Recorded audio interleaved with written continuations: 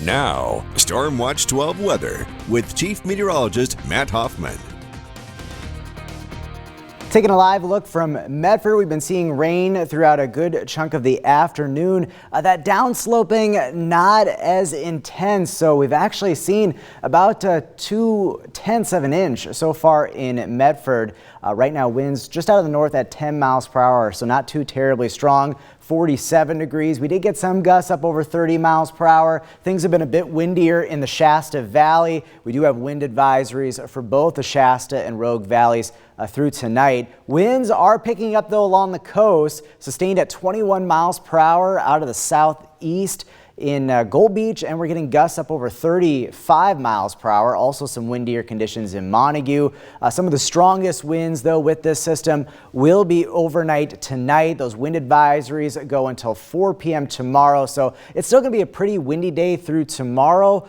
But the strongest winds for the coast will be overnight into the early morning hours. That high wind warning that Mackenzie was talking about, we could see gusts as high as 60 miles per hour. All thanks to this pretty potent storm system. Not only is the wind a factor, but we'll see some pretty significant rainfall for the coast and coastal mountains. Take a look at the satellite and radar imagery. We do have pretty widespread rain and higher elevation snow across southern Oregon. Things have dried out a little bit for a time in Siskiyou County, and then starting to see some steadier rain building back in along the coast from Brookings up through Port Orford. And as far as snow is concerned, snow levels will climb overnight tonight, but road conditions out there this evening are pretty nasty through the Cascade Passes and over on the east side, with temperatures hovering right around, if not below freezing, but those temperatures will climb overnight as snow levels rise. Right now 47 in Medford, 37 degrees in Klamath Falls, so getting well above freezing, but we're closer to that freezing mark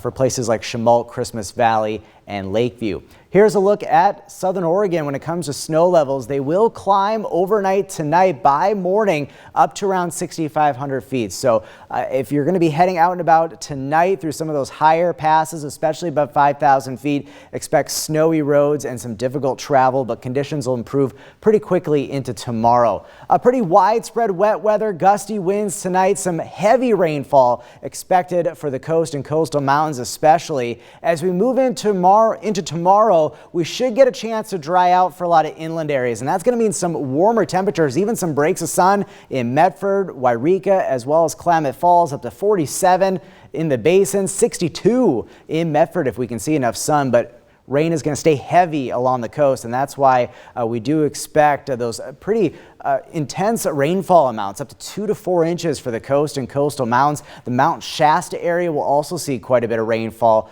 with this system. This is from this morning through Thursday night. The Cascades up to an inch, inch and a half in some spots, but the least amount of rainfall mainly going to be for the east side as well as the Rogue and Shasta valleys, but still most of the area seeing some pretty beneficial precipitation. Notice as we go through the day tomorrow, most of the focus for precipitation near the coast. We'll get a bit of a break for a lot of inland areas, but then as we move through Friday, here comes that rain, higher elevation snow. Snow levels will drop again late Friday and then through this weekend. More storm systems to watch through the weekend, and that could definitely have impacts to travel. We'll keep you posted, of course. In the meantime, heavy rain at times through tonight and tomorrow for the coast. It's going to be a soggy end of the week. Northern California, look for a break in the action tomorrow. Gusty winds. That wind advisory does continue in the Shasta Valley through much of tomorrow. The basin getting a chance to dry out tomorrow. Milder highs well into the 40s. Much higher snow levels tomorrow, but it's going to be fairly quiet for a lot of inland areas. But snow impacting those Cascade Passes once again into this weekend.